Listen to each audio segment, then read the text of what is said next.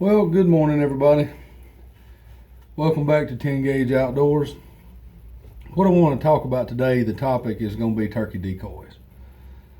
Still coming up on turkey season. Got a few videos on turkey season. Getting ready. Check those out. One's about my turkey gun. One's about prepping your clothes and things. But this one's going to be about turkey decoys. And what it is it's an honest opinion on just general turkey decoys. This is probably going to help somebody that's just getting into turkey hunting, don't really know which direction to go. Do I need a decoy? Do I have to have one? What kind do I get? There's 1,000 different ones out there. So I'm just going to try to help with that and maybe get it narrowed down to what direction you need to go, or what might be helpful. It's not the only way to do it, because obviously there's plenty of information out there on YouTube about how to use turkey decoys, which ones to use, which ones to do what with, and where to use them, and what time to use them, and what part of the season to use what decoys. So, but I just want to give an honest opinion on what I do. So anyway, let's go ahead and get to it. For years and years, I used the little $5 foam big box decoys. You can roll them up. You could get, matter of fact, I think the ones that I use a lot, you could get 3 for $10. But they work. I've had success with them. They work when you've got 2 hens and maybe a feeding hen or upright hen and a jake, and those little foam decoys. They don't look very good to me, but they do the job, because in my opinion, a decoy is really used for just that spur of the moment attraction in order to give you a shot. Now, fast forwarding from then to now, there's decoys that look exactly like turkeys, and you can pay hundreds of dollars for one decoy, or you can pay $5 for one of those little foam decoys.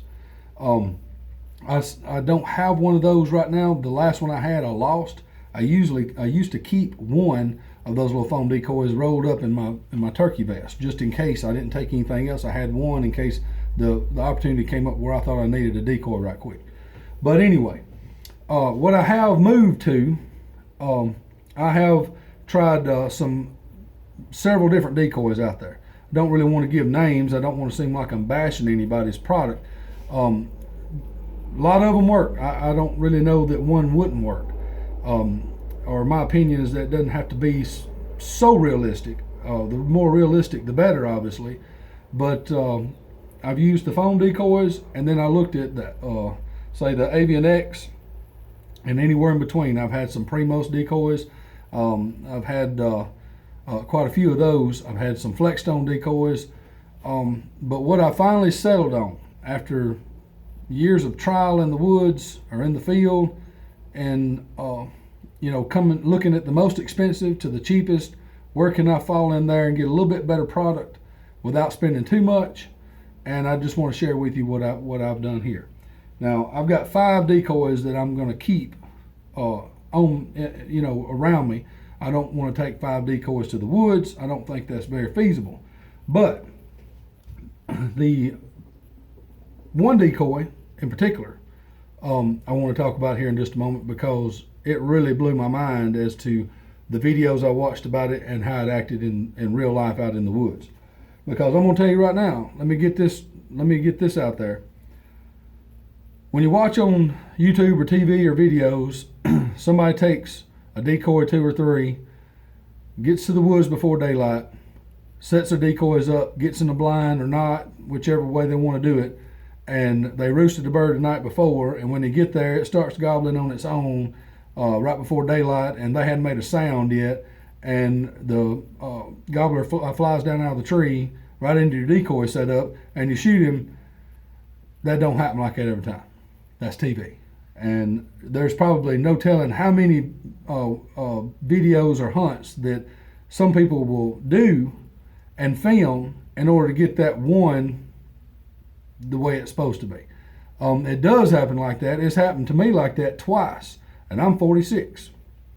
So if you get into turkey hunting, or you're just getting into turkey hunting, and you get your setup, you get your shotgun, you get you a vest, you get you a few calls and some toys and a decoy, whatever you want to do, and you set up the way you've seen it done on TV, and it don't work out, don't get hurt, because it does not work like that all the time. Barely ever. Sometimes you're going to have to crawl on your belly. Sometimes you're going to have to work for it real bad. I got lucky and I killed a turkey the first time I ever went. And the very next season, actually the very next 2 seasons, I didn't even get close to a bird. So I thought everything worked out great. I studied everything about it. I got into it, went out there and killed a bird the first day, and it didn't happen again for 2 years. So I had to learn a lot. And everybody will. You got a learning curve in this type of thing. I'm not fortunate enough to have 500 acres of land in order to do things just the way I want to, and nobody be around there. I hunt on a lot of public land. So anyway, without further ado, maybe all that'll help somebody. Let's talk about the decoys. All right, these are all Flexstone decoys. These are the Flexstone Thunder series. They came out in 2017. The what I like about them the most is that they are hard-bodied, but they're not just completely hard. They are rubber. They do compress down, or they will. I carry them in a bag, whichever ones I decide to take with me any given day. I never take all of them. But the Flexstone Thunder series, this is a Thunder Chick, the feeder chick. Now, one thing I do like about all these decoys, except one that doesn't do it, and I'll talk about that in a minute, is that you can see the stake goes in the bird. You just pull it out. It's got a little bungee cord right there. Let it go in there, and you stick it in the ground, and you're good to go. I do love that about it. You don't have to hunt your stakes. And then when you get ready to pull it up, take that out, stick it back in there, put it in the bag, and you got everything in one spot. I will tell you that I believe, just looking at the times I have videoed other turkeys walking amongst my decoys and jakes and other hens, the color match is really good. I don't know how well that light is, but you can see the colors are really good for what they are. They've got a lot of feather indentions here, what have you. It's not just a smooth body. It's got some texture. The head's got a lot of texture. I do like the color scheme on all these, but this is a feeder hen. It's in a good posture. It doesn't look crazy or abnormal. It looks like a real hen. Tail's down, the neck's down. Doesn't have a big bulge here. It's just normal. But I do like this particular one. And these, I don't know what they are in your area, but I got this particular one, this one decoy. It was $20, and I got it right after turkey season. I decided when I was going to get some new ones and kind of upgrade a little bit better or a little bit more, that I was going to buy whatever I was going to buy right after turkey season, about a week or so. I think maybe the regular price might have been $30, and I got these for like $19 or something like that. But it's a nice decoy. But there's your feeding hen. And then you have the upright hen. It's natural again. Once again, it's natural. Even the body size, it's a little bit smaller than what the jake is, but it looks good. The color scheme again yet is still really nice. Still the same thing with the stake. Stake stays on the bird. But there's your upright hen, and it's got good detail on this hen. I mean, they look really good. They're not the best ones that's out there, but for the money, I think both of those were about $20 when I got them. Then you have your jake, your upright jake, just kind of I think actually they call it a quarter strut jake, but I don't see any quarter strut in it. But it does look good. It's got a small beard, got a nice red, white, and blue head. Again, I don't know what they are in your area, but I believe I paid $30 for this one right after hunting season. So we've got a jake, 2 hens and a jake. Then I got this gobbler 2 years ago, and it's not an actual gobbler size. It's smaller than what a full strut gobbler will be. This is meant to be, if you read up on it a little bit more, it's meant to be a strutting jake. And the reason this far is because a jake out there amongst other turkeys, especially where other full-grown gobblers can see, a strutting jake is behavior that's not tolerable. So that's one of the reasons they've made this here. Flexstone come out with a real good product, in my opinion, Even the beard is a little bit shorter than your legal 6 inches, which is around in Mississippi. You got to have a 6-inch beard to shoot him. But it's a good posture, and behind it, it's an open, so it's like a half. You can hold it and you can do some reaping with it. I don't care to hunt that away. That's fine if you do, but it does have the stake in the back to where you can pull it out, bungee cord, and stick it in the ground. And you can face that whichever direction you want to. And it doesn't look that bad when it's around this way. It just kind of looks like the back of a turkey, and it's dark. You know, so and the fan is made out of silk. You can put your own fan on there. I have a couple of them, and I may put me a real one on there. I just haven't. But where I hunt on public land, again, sometimes this may not be the best idea, because you do have some people out there hunting on public land that really don't have a clue, and you could get shot using a gobbler as a decoy. There are some places though I could use it. I've used it a couple of times. Didn't harvest a bird when I was using it. I don't think it was because of the decoy. I was just, it didn't work out for me that day in the setup I had. But the back of the fan is a different color than the front. But it looks pretty good, and it'll do well. And especially since it's meant to be a strutting jake, which is, like I say, behavior that's not tolerated amongst other turkeys. So when a gobbler sees that, I'm sure that would be a turn on to come fight. But so there's your 2 hens: feeder hen, upright jake. But now, and they're all flexed on. And I believe this one here, I got this one new, and it was about $60. So, and that was for the strutting tom, not just a regular decoy.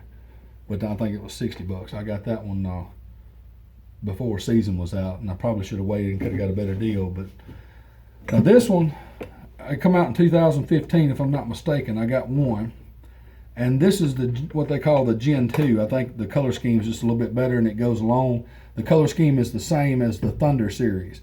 Your Thunder Jake, your Thunder Chicks, and your Thunder Tom, or full-size strutting Tom, which is actually strutting Jake, like I said. But this is what they call the Funky Chicken.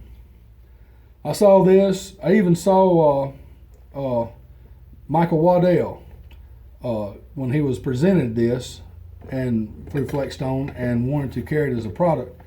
And they had some videos on it and how it was attracting gobblers so easily. The stake is a metal stake on this one. It goes all the way through the body, and it curves out the back. You put your wing nut on there, and then you have the 2-piece. It's a 2-piece stake. You just stick it on there and give it a turn. And the whole idea about this is that your stake, can't get it in the camera here, but your stake, along with the tallness of him, and he's about 2.5 feet just tall, close to 3 feet actually, just the bird itself, and then the stake is another 18 inches. So you can really, in some high grass or from a long distance, you can really get this joker to stand up and be seen, which is what you want, especially if you're sitting in a blind for a while.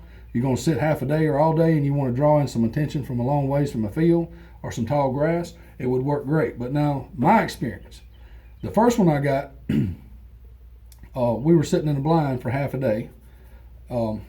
Me and in a youth at the time, and we set this joker out with a hen, and it wasn't this hen. I set this one out with a different hen. I can't remember which one, but it was a feeder hen and him.